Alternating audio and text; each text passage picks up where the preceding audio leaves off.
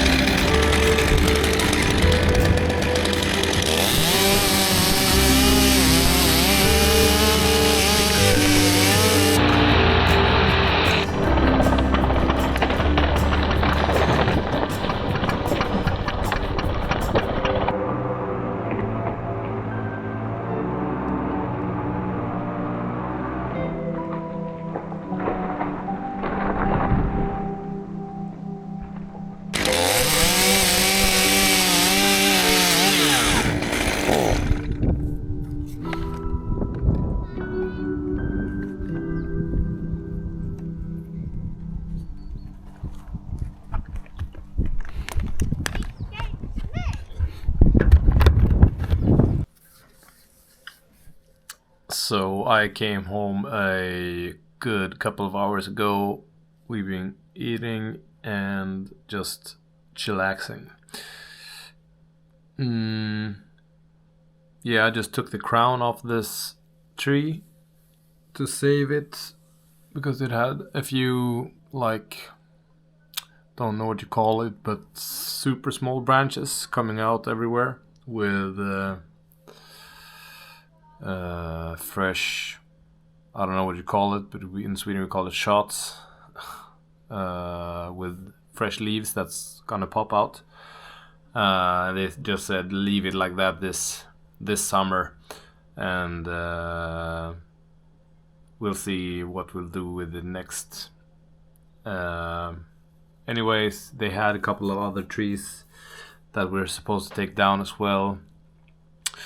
Some are a bit more complicated. They had a big one with a codominal base, which also leans over a garage quite bad. The leaning branch is about the same height as the tree, so it's roughly 15 meters of a branch, and it's also around 15 meters high, where you gotta cut it off.